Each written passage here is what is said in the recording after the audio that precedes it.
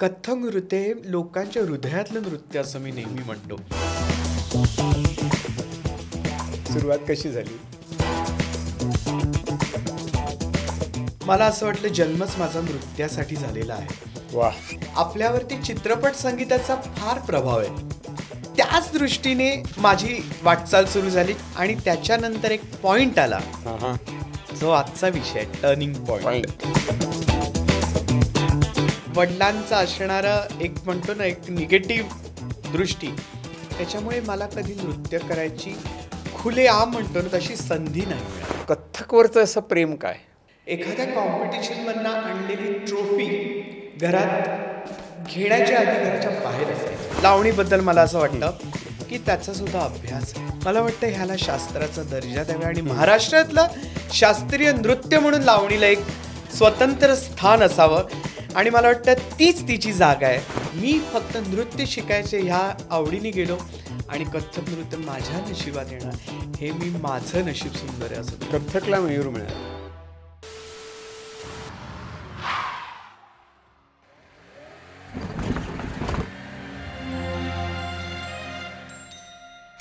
नमस्कार, मी डॉक्टर राजेंद्र बर्वे.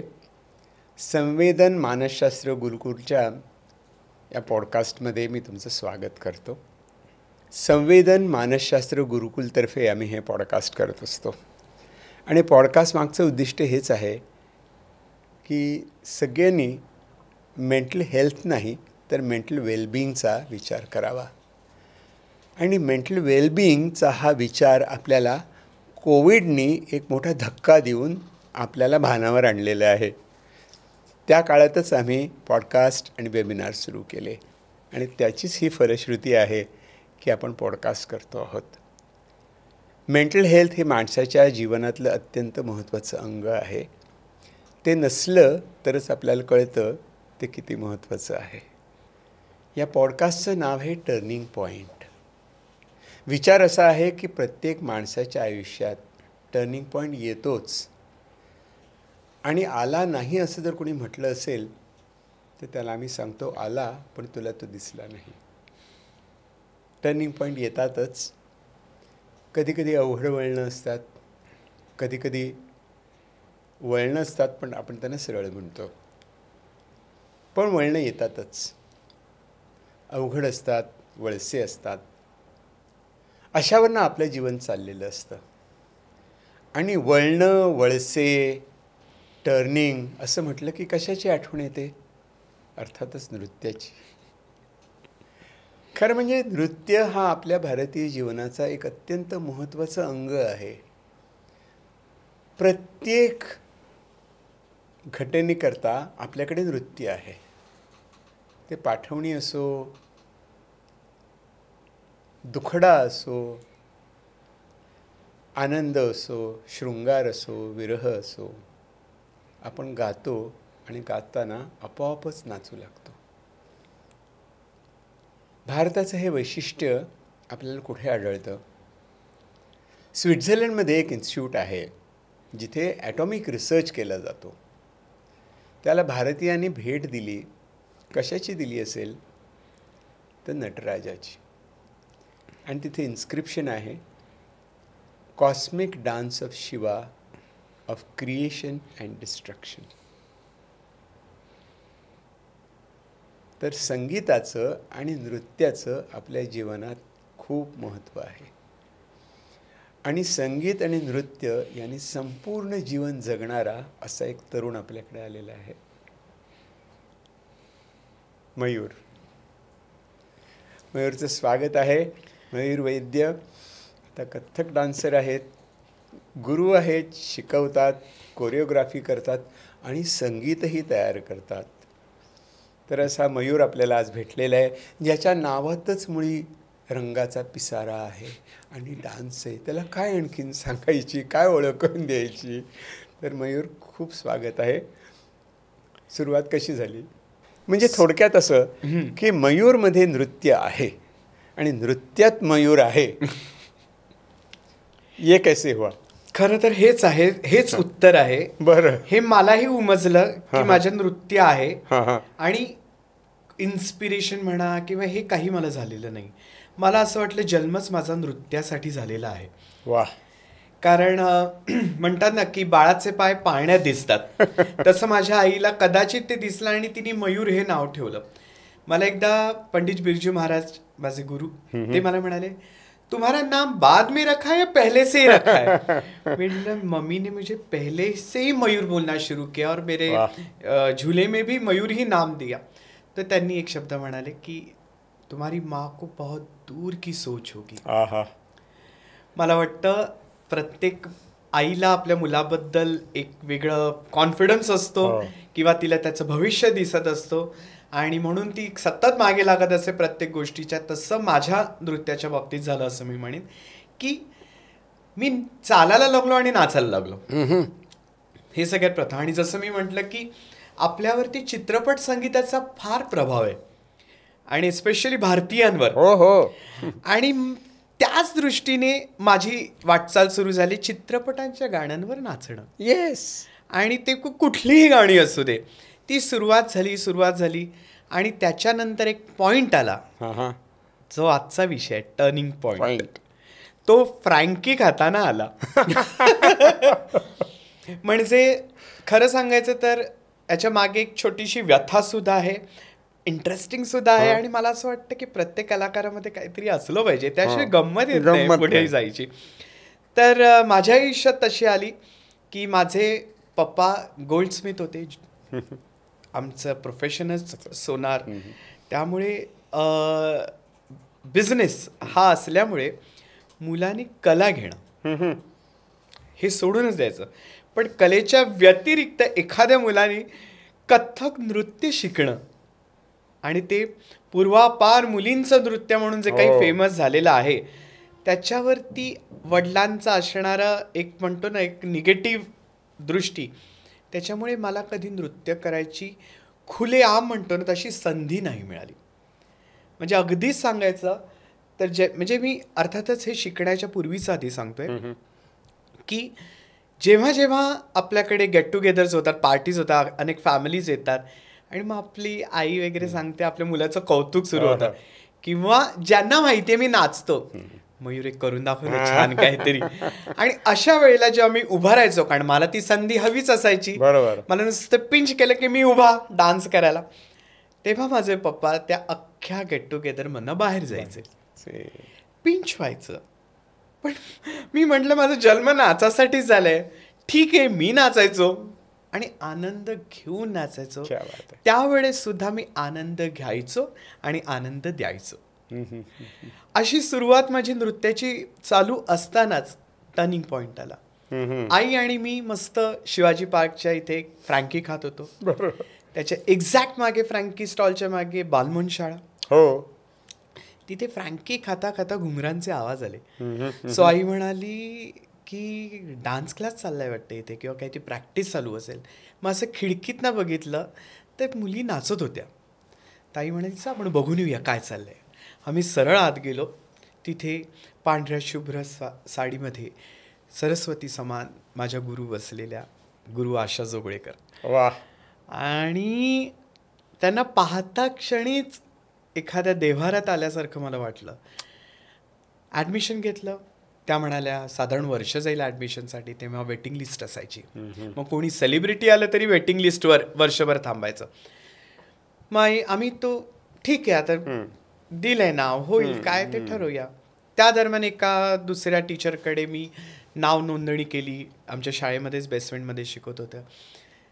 आणि त्या दिवशी मी जाणार त्यांच्याकडे शिकायला, त्याच दिवशी मावशींचं आम्हाला पत्र, पूर्वी पत्र पाठवायचे पोस्टाने, तर त्या पोस्टाने मला पत्र आलं की सिलेक्शन झाले आणि ते विदिन अ मंथ. मला असं वाटतं की डेस्टिनी आहे आणि ती त्यांनी लिहिलेली आहे, फक्त आपल्याला चालायचं आणि त्याच्यावर विश्वास ठेवून चालायचं आहे. हे त्यावेळेस मला कदाचित कळलं नसेल, पण आता मला ते कळतं. किती वय होतं तेव्हा? मी 6वीत होतो. 10-11 वर्षाचा. खूपच उशीर झालेला असं मला वाटते, कारण साधारण दुसरीत असताना कथ्थक नृत्य सुरू करावं, पण मला ठीक आहे म्हणजे आता ह्या सगळ्या परिस्थितीमुळे जरासं मला वेळ लागला, पण मी तो वेळ दौडू नाही दिला. मी ती संधी केली असं मी म्हणेन. तर ते सगळं झालं आणि मग पत्र आले, मी त्यांच्याकडे गेलो. माझ्या आशाताईंचं मला हे पत्र आलेलं आहे, तर आता मी काय करू, मी तुमच्याकडे ॲडमिशन घेतली आहे. ते इतकं त्यांचं पण खूप महत्त्व आहे त्या गुरूंचं. ते म्हणाले ह्या माझ्याच गुरु आहेत, यांच्याकडे शिकलं तर अतिउत्तम. आणि तसं मी मावशींकडे 91 मध्ये रुजू झालो. ते एक छोटासा खोडकर प्रश्न, पहिला नाच कोणता हिंदी सिनेमावर, हिंदी चित्रपटातल्या गाण्याचा पहिला नाच? पाय हलायला लागले. मला प्रचंड एक गाणं आवडायचं, अरे जा रे हटे नटखट ना. आणि ते लागलंच की मला मजा यायची. का विचारा? का त्याच्यात 2 अभिनय करणारी पात्र होती आणि ती एकच व्यक्ती करत होती. हे मला जास्त इंटरेस्टिंग वाटायचं. आणि V Shantaram, set, light, costumes, colours सगळंच अप्रतिम. तेव्हापासूनच मला ह्या गोष्टीचं खूप अट्रॅक्शन होतं. आणि मी त्या गाण्याने सुरुवात करायचो, वन्स मोर घ्यायचो. आणि ते मला वाटतं फार 6-7 मिनिटाचं काय 9 मिनिटाचं गाणं आहे ते. शेवटचा तो सगळा क्लायमॅक्स, मी त्याच जोशात नाचायचो. मी 7 ते 8 वेळा ते परफॉर्म केले वन्स मोरनी. क्या बात आहे. आणि ह्या चित्रपट संगीताच्या गाण्यांवर नाचताना पुढे जाऊन कथ्थक शिकण्याची एक मेंटॅलिटी लागते, ती पण मला बिल्ड करावी लागली. म्हणजे काय? कारण इथे उथळ आहे जरा, म्युझिक लागले की विचारणारं कोणी नाही, स्टेप्स विचारणं कोणी नाही की अरे तुझा हात असा जातोय, ते आपल्याला हवं तसं नाचायचं. आणि जेव्हा कथक येते तेव्हा हाताच्या मुवमेंट्स पासून लक्ष देणं खूप गरजेचं असतं. आणि माझं नशीब चांगलं, त्यावेळेस अर्चना जोगळेकर अभिनेत्री आणि कथ्थक नृत्यांगना, जिला मी ताई म्हणतो, ती माझी बॅच घ्यायला होती. तर 3 वर्ष तिने माझी बॅच घेतली. प्रारंभी फर्स्ट इयर, सेकंड इयर, म्हणजे प्रवेशिका प्रथम, प्रवेशिका पूर्ण आणि मध्यमापर्यंत सुद्धा अर्ध. कारण त्याच्यानंतर लग्न करून ती US ला गेली. पण त्या 3 वर्षात जी तयारी तिने करून घेतली ती अमेझिंग. तर सुरुवातच माझी होती की माझे हात सुटायचे. आणि मग ती काय करायची, स्वतःच ती बँड काढायची केसातला आणि असा माझ्या हाताला बांधून ठेवायची. अशा पद्धतीने माझे हस्तक तिने आधी बंद केले. म्हणजे इन शॉर्ट मला त्या कथ्थकमध्येच बंद केलं तिने आधी. आणि मग हळूहळू हे गाणी कमी करायला सांगितली की आता तुला ह्याच्यात कॉन्सन्ट्रेट करायचं आहे. ते करता करता करता मला असं वाटतं ना, प्रामाणिकपणे गुरु जर योग्य मिळाला ना तर रस्ता क्लिअर होतो आणि आपण त्या प्रवासात सहजपणे पुढे आनंदाने पुढे जातो. आणि मग मावशी, दोघींची भिन्न स्वभाव, ते अगदी मृदुभाषी. आणि ताई एकदम सडेतोड उत्तर, हे नाही आवडलं, this is not correct, this is not good. आणि मावशी, प्रयत्न करावा लागेल. या 2 व्यक्तींमध्ये, या 2 गुरूंमध्ये जेव्हा आपण जात असतो तेव्हा कळतं की जगण्याची खरी मजा आणि कला शिकण्याची खरी मजा काय. आणि तिथून पुढे जाऊन आशाताई, म्हणजे माझ्या मावशी म्हणतो आम्ही त्यांना, मावशींच्याच परमिशननी पंडित बिजू महाराजींचं वर्कशॉपमध्ये 98 मध्ये पहिलं मी अटेंड केलं वर्कशॉप. नेहरू सेंटरला होतं. आणि तिथून महाराजींचं आणि माझं संबंध 25 वर्ष गुरु शिष्याचं नातं मी सांभाळलं, त्यांनी सांभाळलं. आणि अर्थातच ते म्हणते मेरे बंबई का लडका, असंच ते म्हणायचं. मेरे कथक का सिपाही, ही इतकं छोटं जरी असेल ना सिपाही, तरी त्याची जबाबदारी बघा ना किती आहे, की मला हे पुढे नेताना सुद्धा त्या जबाबदारीनेच न्यायचंय, हे आपल्या डोक्यात टाकून दिलंय. आता असे 3 मातब्बर जर गुरु डोक्यावर बसले असतील तर मला करिअर विषयी विचार करण्याची काही गरजच नाहीये. ते करिअर आपोआप घडतं. पण हे सगळं करण्यामागे खूप कष्ट गेले आणि आता सांगताना खूप छान वाटतंय. पण त्यावेळेस खरंच खूप त्रास झाला. मलाही झाला, माझ्या आईलाही झाला. कारण मी जसं म्हटलं की माझे पप्पा अगेन्स्ट होते. अक्षरशः एखाद्या कॉम्पिटिशनमधनं आणलेली ट्रॉफी घरात घेण्याच्या आधी घराच्या बाहेर असायची. एक दिवशी आम्हाला दोघांना रात्रभर बाहेर पण ठेवलेलं आहे, आईला आणि मला. घुंगरू सुद्धा माझे घराच्या बाहेर टाकले गेलेले, इतकं अगेन्स्ट डान्सच्या. पण माझी गुरु अगेन अर्चना ताई, तिने एक दिवशी हे सगळं कळल्यानंतर, कारण मी 6 महिने गपचूप शिकत होतो नृत्य, आणि एक दिवशी माझी रियाजाची वेळ चुकली, बेल वाजली आणि पप्पा दारात. त्यावेळेस त्यांनी ते बघितलं आणि घुंगरू माझे बाहेर टाकले. पण मग अर्चना त्यांनी ठरवलं, तू त्यांना मला भेटायला आण, मी काय करायचं ते मी आता करते.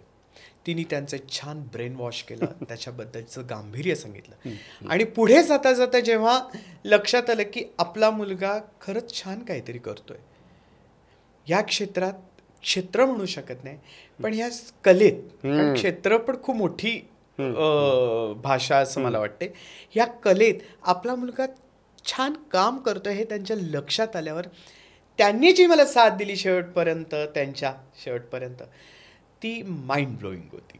क्या बात आहे. सो असे टर्निंग पॉइंट्स माझं, म्हणजे मला असं वाटतं की सगळ्या प्रकारचे जे नृत्यामध्ये आविष्कार असतात ते सगळे अनुभवले लहानपणी, एक्स्टसी पासनं बिंग थ्रोन आउट, कारण माहिती असायचं की हे आवडणं निवडलं ना, पण मी ते प्रेशर घेऊन नाचण्यापेक्षा मी नाचतो आणि मग प्रेशर घेतो, हे जास्त सोपं नाही का? बरोबर. पण म्हणजे त्यांनी कथ्थकवरचं असं प्रेम काय, कथ्थकचं काय असं आहे की ज्याच्यात आम्ही पण प्रेमात पडतो, बघणारे नुसते प्रेमात पडतो की काय चाललंय?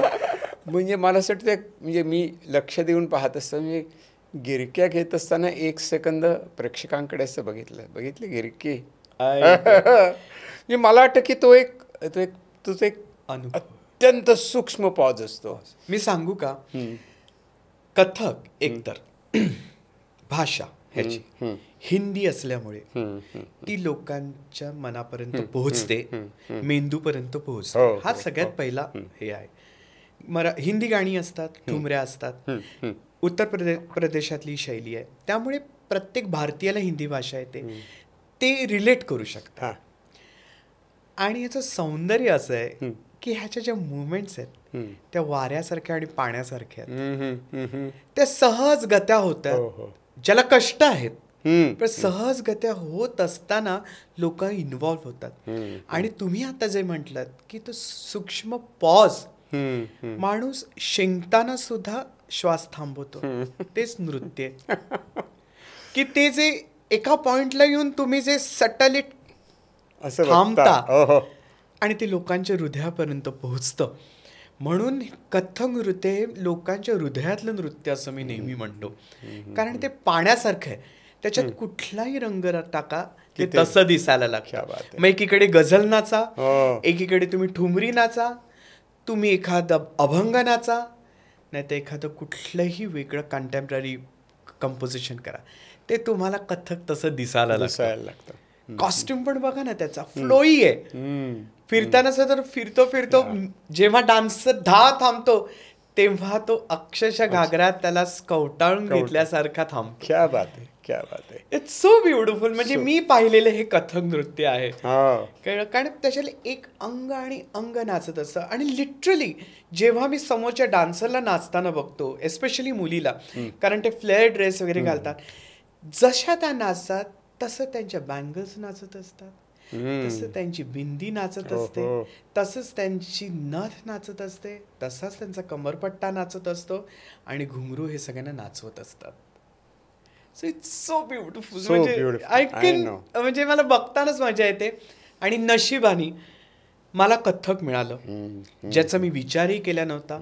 मी फक्त नृत्य शिकायचे ह्या आवडीने गेलो आणि कथ्थक नृत्य माझ्या नशिबात येणार, हे मी माझं नशीब सुंदर आहे असं मी. कथ्थकला मयूर मिळाला. Thank you so much. It's big compliment for me, big compliment. मला वाटतं की कथ्थकची ही पॉप्युलॅरिटी त्याच्या फ्लुइडिटीमुळे, याच्यामुळे आहे.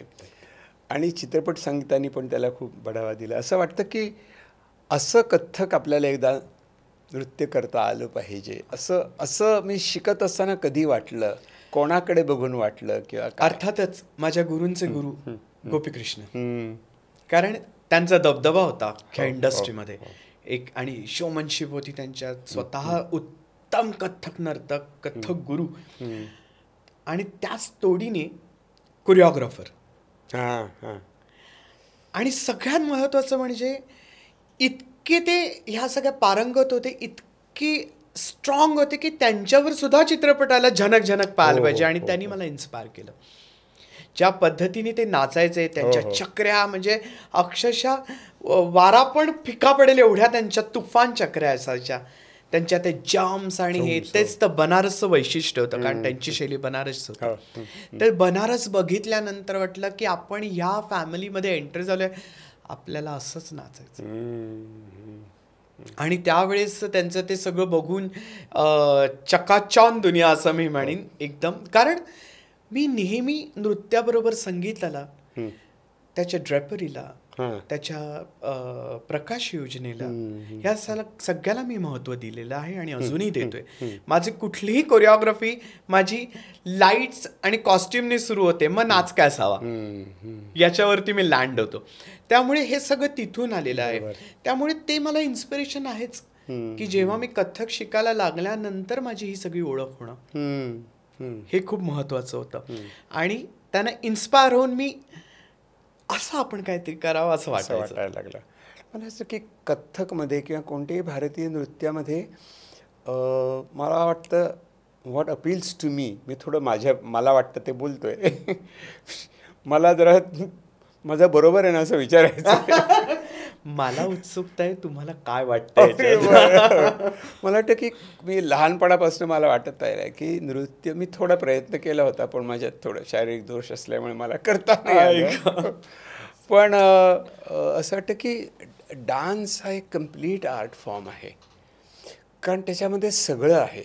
म्हणजे आत्ता तू सांगितलंस की रंग म्हणजे लाईट्स ते ॲक्च्युअल प्रेझेंटेशनमध्ये आहे, पण प्रत्यक्षामध्ये त्याचे कपडे, त्याचं वावरणं, त्यातनं सगळ्यात मला खूप छान वाटतं. त्यातनं गोष्ट सांगितली जाते, त्यातनं काहीतरी घडतं, काहीतरी न सांगितलेल्या भावना, आपल्याला न व्यक्त होणाऱ्या भावना, शब्दात न सांगता येणाऱ्या भावना तुमच्या मुद्रेमधनं, मुद्राभिनयामधनं तुम्ही सांगत असता. आणि म्हणजे truly represents human life.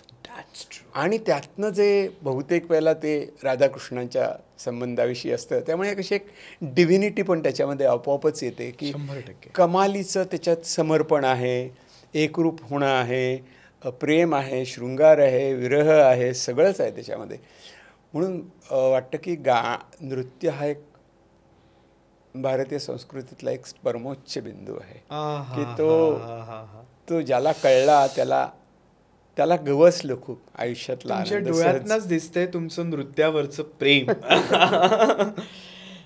Which is so true. मला असं वाटतं की पूर्ण शारीरिक हालचाली होते, म्हणजे पायाच्या नखापासून अगदी केसापर्यंत जेव्हा एवढ्या एनर्जीज वाहायला लागतात तेव्हा तो परमानंद आपल्या स्वतःला मिळतो, आणि म्हणूनच आपण तो प्रेक्षकांना देऊ शकतो. आज मी इतकी वर्ष कथक करतोय, मी ठुमऱ्या करतोय, मी अनेक तोडे तुकडे म्हणजे टेक्निकल डान्स म्हणू शकतो, टेक्निकल नृत्य जे नृत्य म्हटलं जातं, नृत्य एवढं करतोय. परंतु समाधान मला कुठे मिळतं, जेव्हा मी अभंग नाचतो तेव्हा मला एक वेगळ्याच लेव्हलला गेल्यासारखं वाटतं. मला असं वाटतं की मी या धर्तीवरच नाही आहे जेव्हा मी अभंग नाचतो, की इतका मी त्याच्यात इन्व्हॉल्व्ह होतो. आपल्या संतांनी तर अप्रतिमच लिहून ठेवले, आपण फार लहान होतो त्याच्याविषयी बोलायला, परंतु ते मांडण्याचा प्रयत्न आपण करत असतो. मला वाटतं ही पण एक छान गोष्ट आहे की काय आपण प्रत्येक गोष्ट जरी समजत नसली, समजावू शकलो नाही, तरी आपण प्रयत्न करतोय, हा सगळ्यात महत्त्वाचा भाग आहे. मला वाटतं ती शब्दात कळलेली नसते, ती अनुभवलेली असते. आणि तो अनुभव मुवमेंटमधनं व्यक्त होतो, शब्दातनं व्यक्त होईल असं. मला तुम्हाला एक प्रश्न असा विचारायचा आहे, तुमची सीट तिथे असे तरी थोडंसं शिफ्ट करूया. की आता जसं मी म्हटलं की मी तो अनुभवतो, मी अनुभव घेतो, मी अनुभव सांगण्याचा प्रयत्न करतो, तो मी माझ्या नृत्यातनं मांडण्याचा प्रयत्न करतो, माझ्या डोळ्यांच्या हालचालीपासनं, माझ्या अभिनयातनं. तुम्ही तुमच्या पेशंटला कसं समजता? याच प्रकारे मला एक आठवते, अगदी मंडेन गोष्ट आहे. कसं 50शीचा एक माणूस आला होता, व्हेरी अनहॅपी. तिचं अफेअर होतं बाहेर, म्हणजे चोरी चाललं होतं, आणि तसं चुपके आणि ते बायकोला कळल्यानंतर सगळं घडलं. खूप कठीण प्रसंग आला बिचारा. It was really very very depressed. तर येऊन बसला आणि तो म्हणाला की मी तुमच्याशी जे बोलणार आहे ते फक्त माझ्या बायकोशी आत्तापर्यंत बोलले, तिच्याशी सगळं सांगितलेलं नाही, पण मला सांगायचं आहे तुम्हाला. सगळं त्यांनी सांगितलं आणि माझ्याकडे बघितलं. मग म्हटलं ॲक्च्युली तुला काय वाटतंय सांगू? तुला असं वाटतं की हे सगळं सांगत असताना तुझी मैत्रीण बरोबर असायला पाहिजे होती आणि मग तुम्ही बाहेर जाऊन चहा प्यायला असतात आणि म्हणालेस की अरे हे सांगायचं राहिलं, हां सरांना सांगितलं पाहिजे. तो एकदम असा थबकला, डोळे भरून आले त्याचे. तो म्हणाले एक्झॅक्टली मला असं वाटत होतं. मी तुम्हाला सगळं सांगितलं पण हे माझ्या मनात होतं आणि ते तुम्ही बरोबर शब्दात पकडलं. म्हटलं तुझ्या डोळ्यात दिसत होतं हे, तुझ्या हालचाली दिसत होतं की असं तू बघत होतास ना. उसको मैंने बोला, अरे उसती क्या खुर्चीत कोणी नाहीये, उसको मैंने क्या बोला. मनाने तो घेऊन आलेला. हो, मनाने घेऊन आलेला तो, तिच्याशी बोलत होता तो. म्हणजे मला असं वाटतं की ते आत्ता जे आपण बोलतोय ना, it is all about deep level of compassion, deep level of understanding. तुम्ही राधाकृष्णाचं तुम्ही नृत्य करत असता तेव्हा जसं त्या आत्ताच्या गाण्यात आहे जा रे हट जामध्ये, तर दोन व्यक्ती आहेत, दोन व्यक्तींच्या अनामिक भावना आहेत आणि त्या तुम्ही मांडत असता आणि ते तुम्हाला काय ते कशा कळणार. आपल्याला काय माहिती राधेला काय वाटलं होतं, आपल्याला काय माहिती कृष्ण खरं होते हेही आपल्याला माहीत नाही. एक्झॅक्टली. की क्रिएटेडच आहेत, त्या इमेजरीज आहेत, पण ते मानवी अनुभव होऊ शकतात आणि ते मानवी अनुभव घेण्याची आपली जर तयारी असेल तर आपण तिकडे बसतो आणि ऐकतो. पण Mayur, frankly this not an easy job. I can understand, it's not an easy job. पण तुम्हाला हळूहळू प्रोफेशनली तुम्हाला ते करावंच लागतं की हे तुम्ही करताय. कारण मी माझी एक अशी पद्धत आहे की क्लिनिक झालं ना, मी शिवाजी पार्कजवळ क्लिनिक झालं की सगळं बंद करायचं, शॉर्ट्स घालायचे, बॉक्सर घालायचे आणि शिवाजी पार्कला फिरायला जायचं. मग तिकडे मला कोणी विचारलं सर, म्हटलं नाही, इथे मी सर नाही, इथे मी वॉकर आहे. कारण आपल्याला त्या अनुभवातनं बाहेर पडता आलं पाहिजे आणि जर मी बाहेर पडू शकत असलो तरच मला त्या अनुभवातनं जाता येतं. म्हणजे बाहेर पडायची चक्रव्यूह आहे तो. बाहेर पडायचा मार्ग असेल ना तरच आत जातो. बाहेर पडायची चावी नसेल तर तू अडकलास तिकडे. तर हे तुम्हाला डेव्हलप करावं लागतं आणि मला वाटतं प्रत्येक आर्टिस्टला हे कळत असतं. नाहीतर कला ही खूप अंगावर येणारी गोष्ट आहे. मी तुम्हाला अक्षरशः सांगतो, असे एवढ्या वर्षात अनेकांना अनेक प्रॉब्लेम्स येतात. मलाही आले, प्रेशर आलं, टेन्शन झाले, पण आय डोंट नो, ही ईश्वराची ताकदच आहे की एका क्षणाला मी इथे त्रासात आहे, अक्षरशः त्रासात आहे की आता ह्याच्या पुढे मला आता सुचत नाहीये. तर पण दुसऱ्या मला या सीमेच्या बाहेर जाऊन मला आनंद द्यायचा आहे. I have to be very happy, happy go lucky guy. असं जे चेहरा असतो तो मला ड्रामाच करावा लागतो केव्हा केव्हा. मुळात मी हॅपी गो लकीच आहे, मी आनंदीच आहे खूप. पण कधी कधी असे क्षण येतात की आत्ता आपल्याला लोकांसमोर जायचं असं नाहीये. किंवा माझी अकॅडमी आहे, मला सांगायला आवडेल, यावर्षी माझ्या अकॅडमीला 25 वर्ष पूर्ण होत आहेत मयूरवैद्य आर्ट टेम्पलला. आणि ह्या 25 वर्षात सुद्धा असे अनेक प्रॉब्लेम्स येत असताना आपल्या ह्या 100 मुलांच्या समोर जाताना आनंदी जायचं.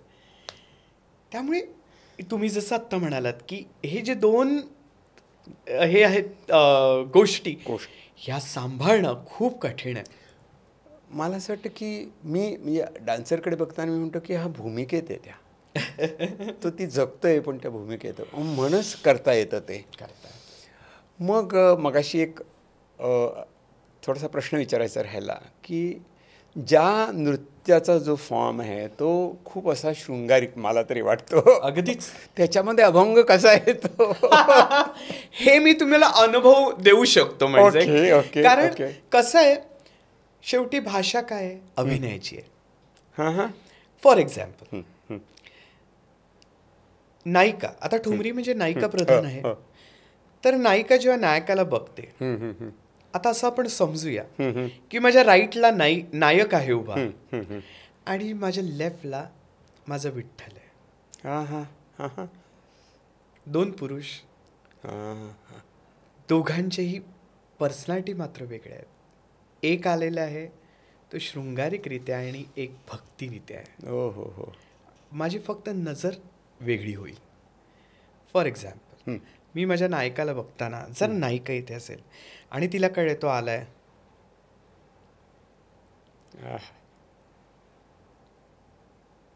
आणि जेव्हा मला माझ्या विठ्ठलाकडे बघायचं आहे, ते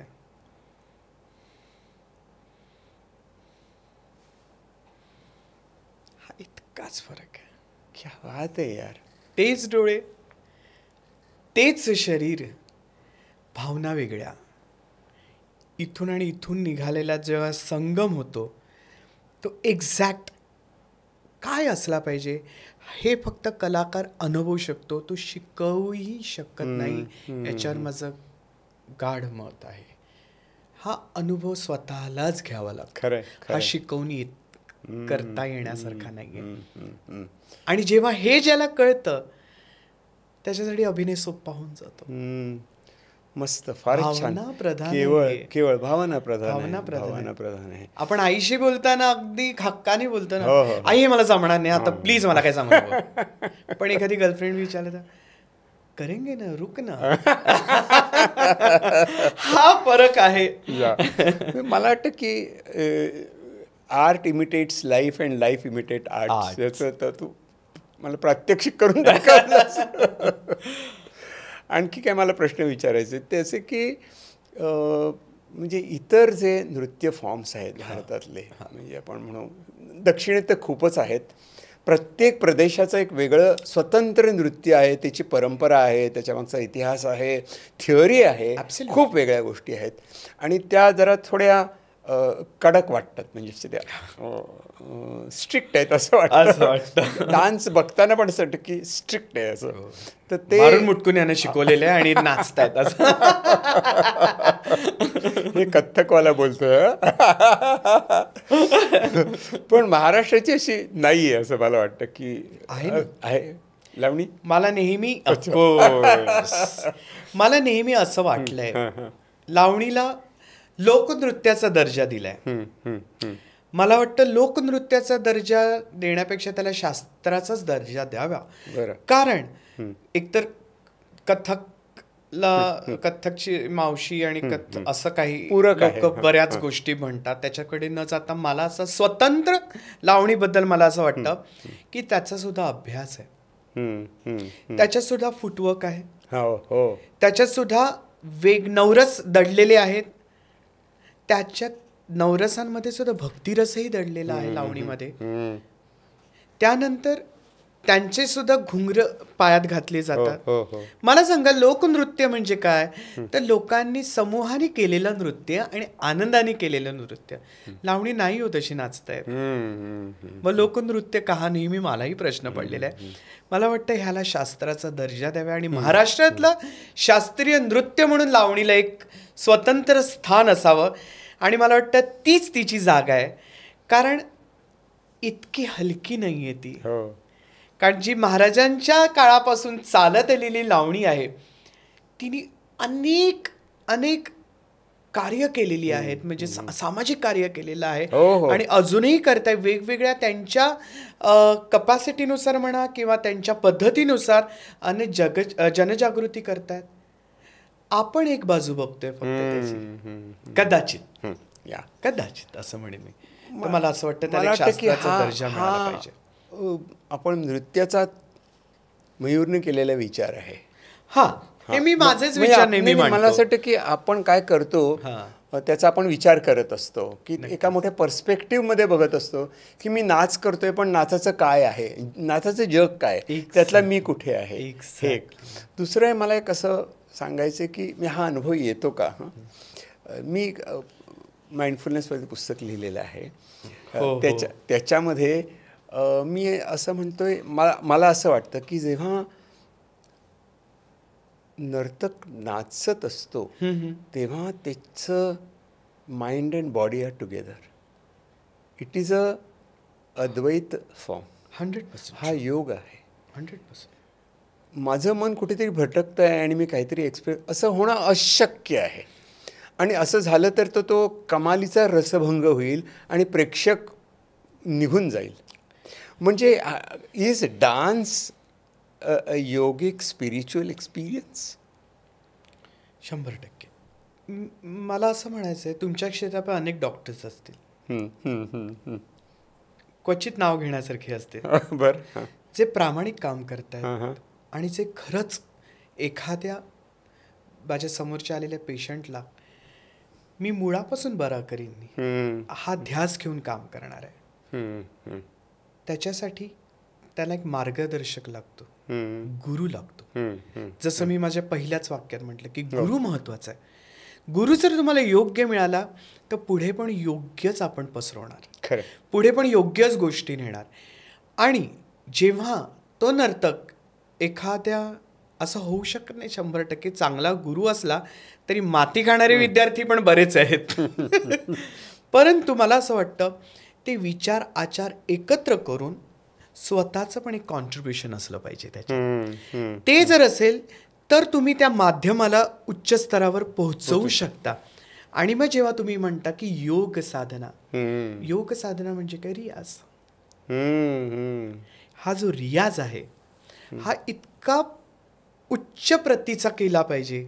म्हणजे आजकालचे खूप कमी कलाकार आहेत जे रियाजी आहेत दिसतं. म्हणजे हल्ली सोशल मीडिया थ्रू आपल्याला कळतं की खूप आविर्भावानी कला प्रेझेंट करणारे पण आहेत. करा, ती एक स्किल आहे आणि ती त्यांना जमते जे आम्हाला जमत नाही, असंही मी नेहमी म्हणतो. परंतु योग अभ्यास हा दिसतो त्याच्या नृत्यातना, त्याच्या कलेतना. मग ती कुठली कला असू दे, मग सितार असू दे, तबला असू दे, गायन असू दे किंवा कुठल्याही प्रकारचं कला असू दे, ती त्यांच्यात दिसते. अक्षरशः रांगोळी काढणाऱ्या कलाकाराचा हात सुद्धा किती रियाजी आहे हे लक्षात येतं. मला असं वाटतं योग साधना म्हणजेच रियाज हा खूप सुंदर विचारांनी आणि आपल्या गुरुच्या मार्गदर्शनाखाली जर नीट झाला असेल तर त्याच्या नृत्यातना पण योग साधना दिसते. असं मला वाटतं की एक नेहमी आपण म्हणतो की योग म्हणजे तरी काय, mind body meeting, mind body soul coming together, Advaita आहे ते. तर हे आणि परत मला हे जास्त वाटतं भारतीय नृत्याच्या बाबतीत, कारण बरंचसं नृत्य हे डिवोशनल आहे. 100%. It's basically temple art. It's a temple. त्यामुळे आपण अगदी ठामपणे म्हणू शकतो की हा एक प्रकारची जसं आपण गाणं समाधी म्हणतो तशी नृत्य समाधी आहे असं वाटतं. मी तुम्हाला म्हटलं ना की नाचताना ना समटाइम्स अतिशयोक्ती वाटू शकते, पण ज्यांनी अनुभवली आहे ना त्यांनाच कदाचित माझं वाक्य कळेल. सांगा. की जेव्हा मी परफॉर्म करतो एखादं डिवोशनल सॉन्ग, मी माझ्यातही नसतो. मग ती अनुभूती लोकांना का नाही होणार? तिथे जर मी विठ्ठल दाखवतोय किंवा तिथे मी कृष्ण दाखवतोय आणि जेव्हा मी इमॅजिन करतो नजरेने की इथे विठ्ठलच बसलाय किंवा इथे कृष्णच बसलाय, जेव्हा हे मी सांगण्याच्या माझ्या अभिनयातनं प्रयत्न करतो, लोकांना तो 100% तिकडे दिसतो. खरंय. म्हणजे एक नृत्य हे आपण केवळ सुंदर, केवळ छान इतपत मजा आली अशा पलीकडे खूप त्याच्यात विचार आहे असं हे लक्षात येतं आहे. पण त्यातनं एक शेवटचा प्रश्न की हे सगळं करत असताना कोरिओग्राफी म्हणजे काय असतं मग? आता एक्झॅक्टली आता माझा एक जस्ट मी पुण्यात एक कार्यक्रम केला अष्टनायिका. बरं. अष्टनायिकेचं एक वैशिष्ट्य आहे की इथे 8 नायिका आहेत ज्या भरतमुनींनी लिहिलेल्या आहेत आणि नाट्यशास्त्राचा अभ्यास नाटक कलाकार पण करतात आणि प्रत्येक कलाकार करतो. तर त्या नाट्यशास्त्रात आणि अभिनय दर्पणात वेगवेगळ्या पद्धतीने थोडंसं मांडलं गेलं आहे. परंतु ज्या 8 नायिका बेसिकली आहेत त्या वेगवेगळ्या पर्सनॅलिटीज आहेत त्यांच्या आणि नायकाच्या स्वभावानुसार झालेल्या आहेत. बरं. तर कोरिओग्राफी हा विषय म्हणून मी जरा ह्याच्याकडे येतो. ह्याच्यातल्या 8 ज्या नायिका आहेत, मग त्याच्यातले अभिसारिका, कलांतरिता आणि अनेक, तर साधारण लोकांना कळेल असं मी जरा सोप्या शब्दात प्रयत्न करतो की आता अभिसारिका नायिका आहे. अभिसारिका म्हणजे अभिसार करते, ती प्रियकराला भेटायला रात्री कुठलीही पर्वा न करता, म्हणजे जवळजवळ ती 21st सेंचुरीचीच आहे, कुठलीही पर्वा न करता जंगलातना पायवाटेतना ती निघालीये. फक्त एकच गोष्ट आहे, ते म्हणजे प्रेम. जर प्रेम भावना प्रत्येक गोष्टीत जर असेल तर ती गोष्ट स्ट्रॉंगच होती, मग ती कला असो किंवा भक्ती असो. आणि ती त्या मार्गाला निघाली आहे त्याच्या, अशी ही अभिसार करणारी अभिसारिका.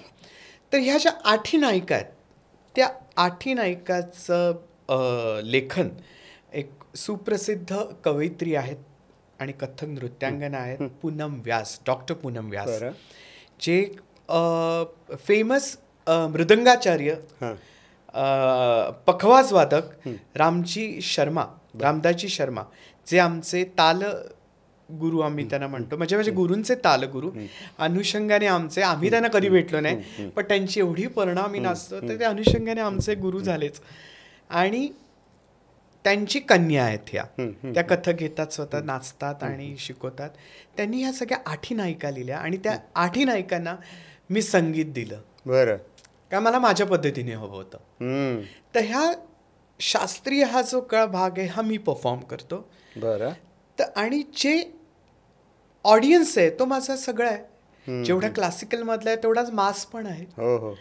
तर मी काय केलं की माझ्या मासला कसं कळेल की बाबा ही नायिका ही आहे, म्हणून मी काय केलं, एक विचार आणला की ह्या सगळ्या नायिका आपण चित्रपट संगीतातना कशा दिसल्या तर आपण त्या आणूया आणि ह्याची ग्रुप कोरिओग्राफी करूया, जेणेकरून चित्रपटाचा जो अँबियन्स म्हणून किंवा त्याचा जो एक ग्रँजर आहे ते त्यात तसंच दिसेल.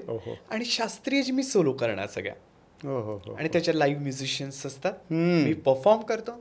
आणि एका बाजूला ह्या सगळ्या ज्या 8 नायिका आहेत ते माझी बायको मधुरा आणि माझ्या विद्यार्थी हे सगळ्या मिळून हे परफॉर्म करतात. त्यामुळे तो दिसायला इतका देखणा दिसतो कार्यक्रम. म्हणजे फॉर एक्झाम्पल मी जसं म्हटलं की अभिसारिका अभिसार करते प्रियकराला भेटायला, ते इकडे एक बंदिश आहे, सांजबाई असं म्हणून एक बंदिश सुरू होते, ती होते, मी नाचतो. पण जेव्हा चित्रपटात ना ती दिसते, ठाडे रहियो ओ बाकी यार, ते लोक अरे अच्छा ही अभिसारिका आहे का. आता यात मी काय केलं, चॉकलेट टेस्ट रॅपर बदललं की लोकांना त्या अनुषंगाने शास्त्रीय नृत्य किंवा कथ्थक नृत्य किंवा नाट्यशास्त्रात अभिसारिका लिहिलेली आहे हे तर मी पोहोचवलं. आणि त्यांना कळेल ह्या भाषेत पोहोचवलं. नाहीतर मैं करू सोत कायदा, मी कथ्थक डान्सर आहे, मी ठुमऱ्या नाचणार, लोकांना समजायचं समजू दे, हा मला आविर्भाव किंवा हा ॲटिट्यूडच धरता येत नाही. कारण जे माय बाप प्रेक्षक आहे, ज्यांनी आपल्याला या सगळ्या कलेत तरुण ठेवलेला आहे आणि पुढे मान दिलाय, त्यांना कळेल अशा गोष्टी जर मी केल्या आयुष्यात तर मला त्याचं समाधान मिळेल. आणि अशा 8 नायिका 8 गाणी तशी चित्रपटातली येतात. आणि आता खूप उत्सुकता लागली 2-4 तरी. तर 8 म्हणजे आता पहिली जी अभिसारिका आहे त्याच्यात अभिसार करायला निघाली आहे, तर पहिलंच येतं पाकीचा मधलं, ठाडे रहियो ओ बाकी यार रे. मग दुसरे ते आता मी सिक्वेन्स सांगणार नाहीये कारण ते बघायला तिथे यावं लागेल, पण साधारण गाणी एक सांगतो. आता तुम्हाला माहिती असेल की शृंगारिक वासक सज्जा सच धज के वो खडी है अपने पिया को देखने के लिए, तर त्याच्यासाठी मी खूप जुनं गाणं घेतलंय, पिया ऐसो जिया में समाई गयो रे, मैं तो तन मन की सुध बुध गवा बैठी. मग एक येते स्वाधीनपतिका, ही फार इंटरेस्टिंग आहे, हे बऱ्याच मुलींना आवडते कारण नवरा तिच्या अधीन आहे, प्रियकर अधीन आहे. मग तिच्यासाठी एरी जाने ना दूंगी, सांगतेच मी जायला तुला. तर अशा अनेक येत आहेत. किंवा अगदीच खंडिता जी खंडित झालेली आहे, तिचा पती एका परस्त्री बरोबर जाऊन आलेला आहे आणि त्या सगळ्या विचारांनी ती ग्रासली आणि हैराण आहे अशी. मग तिच्यासाठी मी एक लेकिन मधलं घेतलं, छोटे नैन बोले सांची बतिया, तर अशी गाणी आहेत, सगळी सांगणार नाही कारण तुम्हाला यायचं यायचं. कार्यक्रमाला सर, आणि तुम्हाला एन्जॉय करायचं आपण कार्यक्रम. सगळे जे पॉडकास्ट बघतायत त्यांना आपण हे अपील करतोय, प्लीज. बहुतेक पुढच्या महिन्याच्या नोव्हेंबरमध्ये 12 तारखेला हा रवींद्रात कार्यक्रम होईल. अरे विश लवकर व्हावा. आमचा पॉडकास्ट त्याच्या आधी यायला हवा. नक्की सांगतो मी. मला वाटतं की आपण एक नृत्याचा एक असा मोठा अख्खं स्टेज आपण व्यापलं होतं आत्ता आपल्या बोलण्यामध्ये. तुझे स्वतःचे अनुभव, नृत्याविषयी तुला काय वाटतं, थोडंसं नृत्याविषयी मला काय वाटतं हे पण मला चान्स मिळाला बोलायचा. मला असं विचारायचं आहे, असे कोणी तुमच्याकडे कलाकार आले आहेत का? हो. आणि साधारण त्यांचे काय प्रश्न असतात? ही क्युरिओसिटी आहे हां, sir, please. नाही, कलाकारांचे प्रश्न हे असतात की ते कलेत खूप हरवलेले असतात आणि त्यांना जागं करावं लागतं घरात. अरे कुठे आहेस तू, कुठे आहेस तू? हे मी नृत्य करणारे आणि गाणारे या लोकांच्या बाबतीत जास्त बघितलं आहे.